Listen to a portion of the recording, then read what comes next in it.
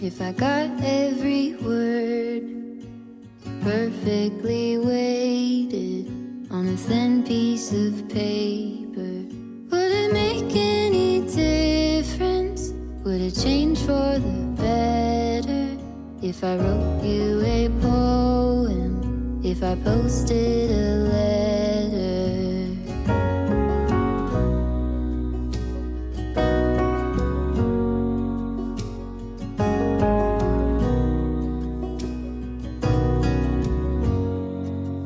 Is it maybe because I never knew quite where I was, and suddenly you told me, baby, you're lost, but I am too. Whatever the cost, we'll make it through. Tell me you're the one for me now, 'cause what am I supposed to do? If you are not the one for me, then tell me now what I could do.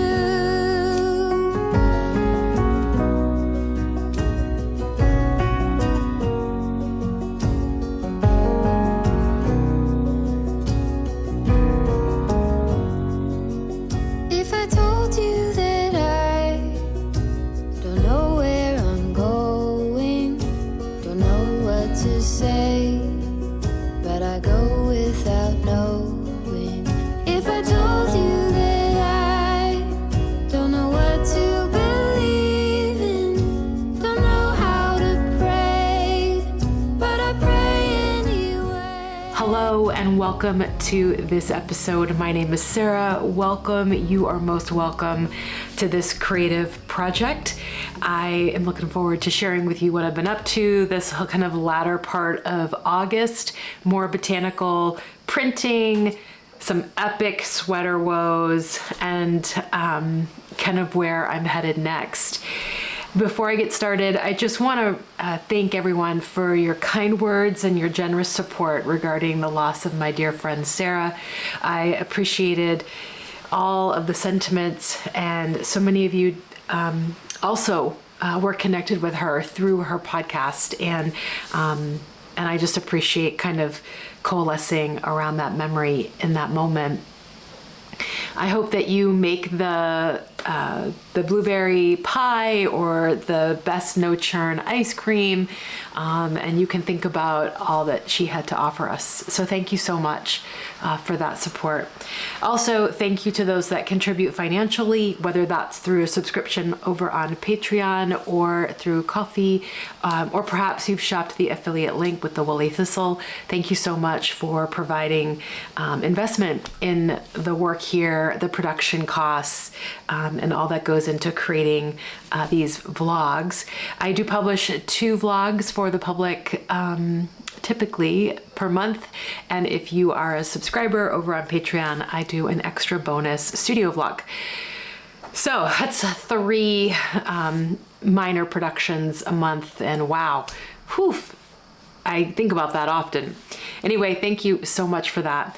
As you saw on this edition, I just wanted to share with you the botanical printing again.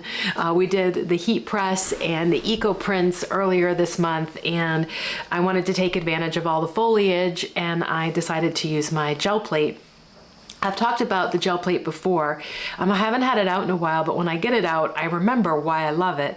And it is because it's a flow state, and you get to play with color, and you just kind of get wrapped up in the decision making around color. And as I've said before and learned from another artist podcast, art is really just a series of decisions. And so it's moving through and finding that sweet flow state of, I'll do this, I'll do that, I'll do this, then this, and I love it, and this. And so the gel plate can really get me there, and for a prolonged amount of time.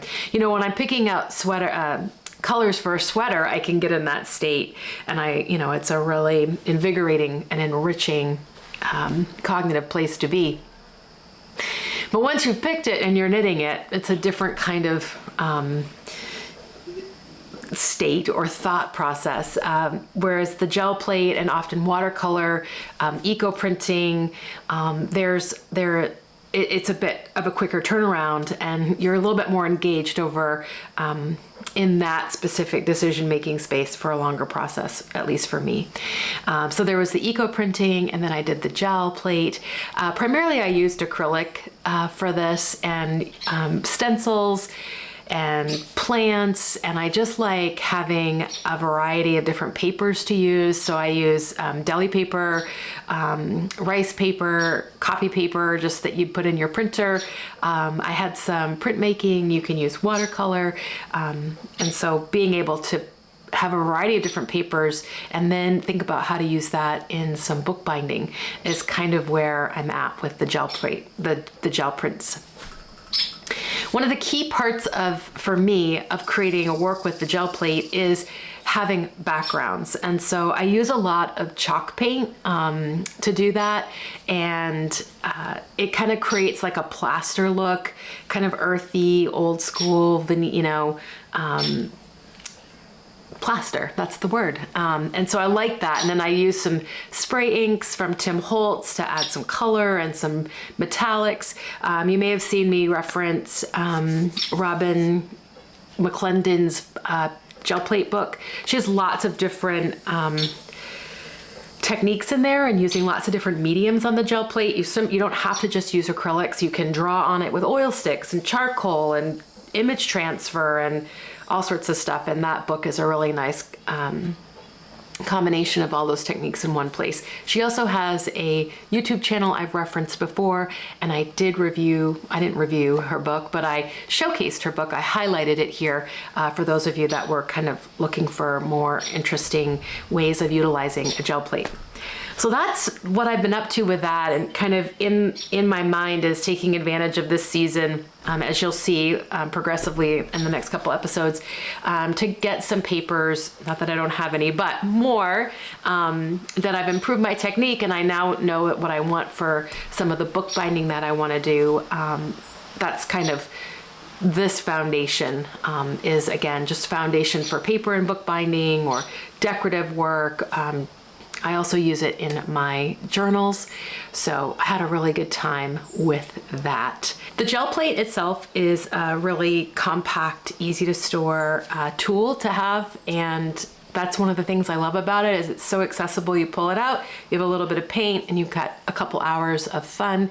Again, like I said, lots of different mediums, pastels and Posca pens and acrylic paint, and you can use watercolor. So lots of different applications. Make cards, you can have papers for collage, rip it up, make up books, don't do anything with it, just be in that state of decision making. So I'm a big fan, and if you're looking to dabble, it's a great entry point for dabbling. There's lots of references on YouTube, and of course there's this book. So yeah, I think I'm going to try and pull that out again this fall with some more botanical printing, and maybe try some different papers so that it's more, I can make some end papers for some bound books. So we'll see how that unfolds into the fall here in Maine.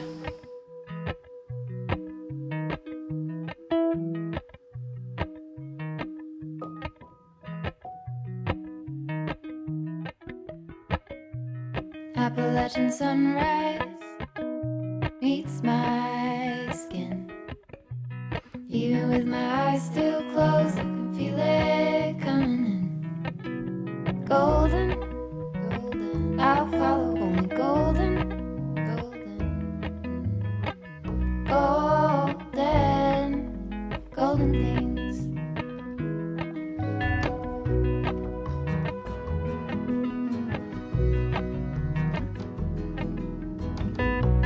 Mountain laurel high fives for miles in spring. Rainbow trout and hummingbird wing. Golden, I'll follow only golden, golden, golden things. Gold hair, gold rings, gold leaves,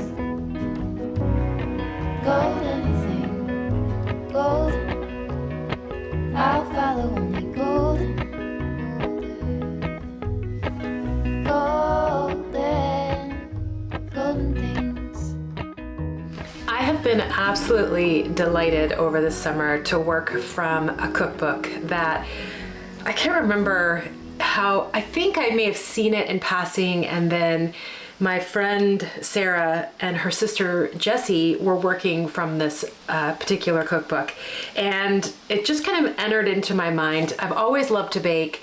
They were very excited about this particular, a lot of the recipes in here, and so I thought I would give it a try. And it's the Turkuaz Kitchen by Betul Tunç, and I have just been in love with it. I have loved looking at it. Again, the physical book, the photography, the linen cover, the overall aesthetic has been super comforting and enchanting. But the recipes, they perform. They're reliable, they're consistent. I have surprised myself multiple times. I've made her garlic naan. I've made her hamburger buns twice, which were, it's funny, I don't even have the words to describe how I felt making my own hamburger buns. And both times I made them, they came out exactly, they looked just like the pictures. I always love that. When you see something and then you can replicate that particular baked good and it looks like the same tones and the color of the browning, and of course they taste amazing. They got 2 thumbs up from my nephew. And then I made her pistachio rolls, which I love pistachio. I really enjoyed the amount of variety of pistachio goods when I was in Italy. And so when I found the pistachio rolls in the book, I knew I had to make them. And the only thing I wasn't able to source was Turkish pistachios, which she recommends.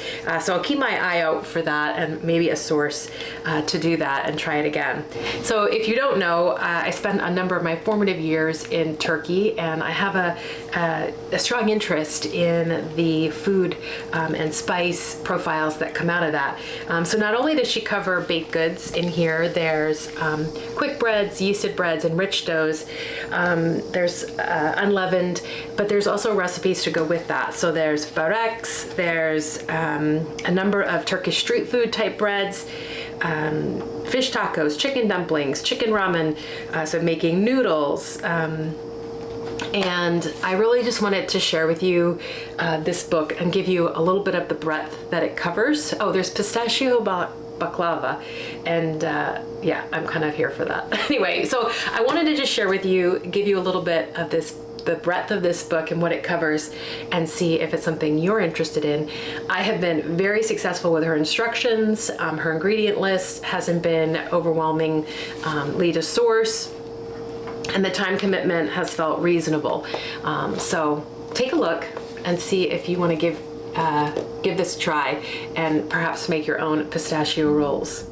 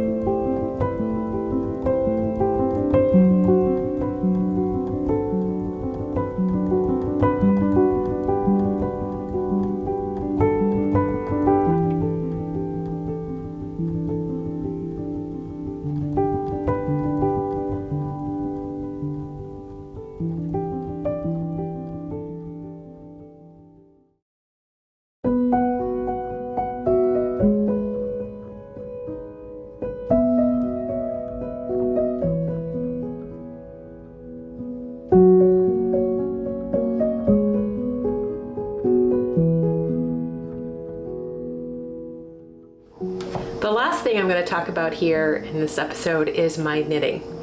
And as the title says, I had a bit of an epic fail, and it was heartbreaking. And I mean, I'm being a little bit over dramatic, although it didn't feel that way in the moment. But I realized as I had finished the armholes for my Yell cardigan, which is by Marie Wallen, that I'm knitting in Spindrift, that I had placed one of the steeks in the wrong space. So I had one steek placed correctly, and I had the other one placed too close to the split. And it was funny because when I was knitting this, I realized I would experience as I went around like the markers for that steek, and then I would be at the beginning. I was like, wow, that just went really quick. So I had like some intuitive sense that it was wrong, but I never connected that with my actual logical brain, apparently.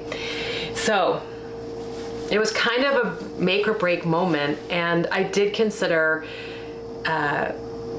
just ripping the whole thing out, back to the color work, knitting some seed stitch and calling it a cowl. This has been going on a long time. This sweater, kind of similar to a quilting project I'm working on, I talked about in my last Patreon video. It just kind of haunts me, like I cannot get ahead. So I ripped it back. I have started the armhole steeks again, triple checking all of my numbers, and I'm back to working on it.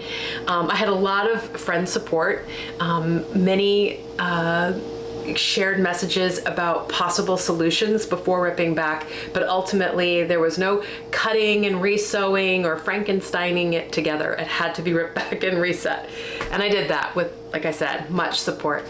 So that's been ripped back, and I'm working on it, and I feel good. I feel committed. I never felt like I had to put it in timeout for a while.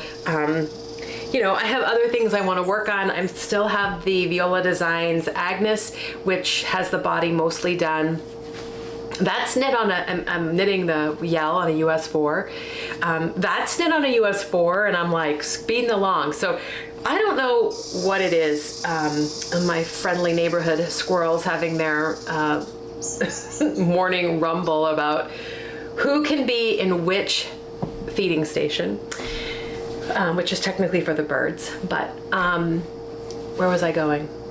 Oh, one thing I think I said last time that my friend Nicole reminded me of, which is as I am knitting it, it is, oh, kind of like this shirt, I am doing a portion of the actual arm. So maybe in the end when that's done, it will pay off. But I had reached my the point ready to do the shoulder shaping, and I had felt really good about that. So it was a huge setback. And I have so many other things I'd like to cast on and get working on, and but man, I just gotta stick with this, right? The other sweater I'm working on, and I'm just about finished the shaping of the body, is the Drema by Jennifer Steingass. I'm knitting this in Icelandic Let Lopi in stormy seas and like beige oatmeal, and it is super satisfying. A number of my friends are casting on Icelandic sweaters or with Icelandic yarn, whether that's with Plotalopi or Let Lopi. We seem to be having this real touchstone moment with that particular yarn, and a lot of discussion around harkening back to the tried and trues that saw us through our early knitting years. So that would be, 25, 30 plus years ago for some of us. And just how much comfort we derive from those old school yarns. And I've talked about that before, like Peace Fleece and Lopi and Jameson's and Smith, and some of those, just real comforting, take me back, hearkening the days kind of yarns. And so it's been nice to kind of congregate around Lopi in particular. We're just like, what are we gonna knit? What are you gonna cast on? I want Plotalopi, what colors? Has just been really invigorating. So those are kind of the two projects. Epic fail, how to recover from that. I think mostly it was just kind of buck up, buttercup, grit your teeth if you want to do it. I know a lot of people are like, oh, I know it, the positive spin is there's more knitting, it's just knitting, and but I do feel a bit pushed for this project. I've been working on it a long time. A number of my other friends already have Yell patterns. Some are even considering doing a second. And so I'm like, oh, I gotta get this done. And I really do want to finish it. It's beautiful. I love the color work that I did, and I put a ton of thought and work into designing that. And I'm super proud of my color choices and how I worked with it.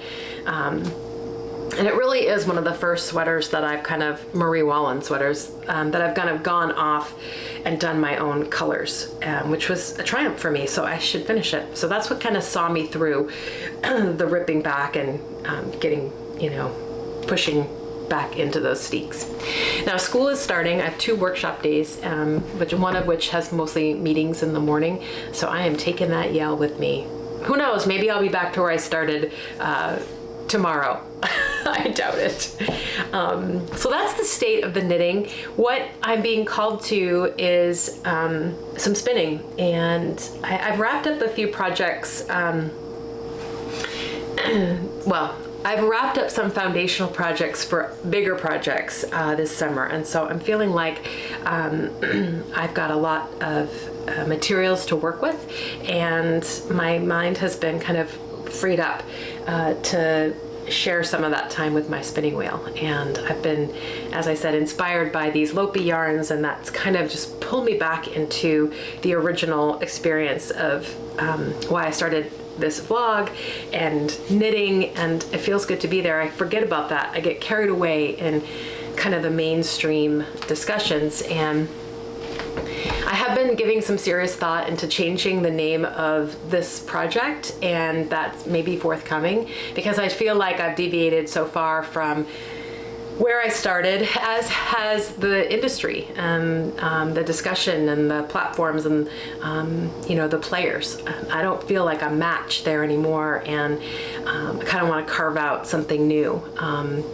for all the work that I do here, and that the name is a little bit more reflective and all-encompassing. So stay tuned for that. I've been thinking a lot about that. I've been thinking a lot about the vlog itself, and I think I kind of had this same conversation maybe last year as well, but it's a precarious state sometimes, and so I've just been really reflective about it, especially since my friend's death. So anyway, that's deep thoughts apparently, from ripping out to where we're going here, but a little stream of consciousness chat about the vlog. I think on that note, I'm going to bid you a fond farewell. Many fond wishes and blessings. Thank you so much for being here. I will see you next time. Take care. Bye.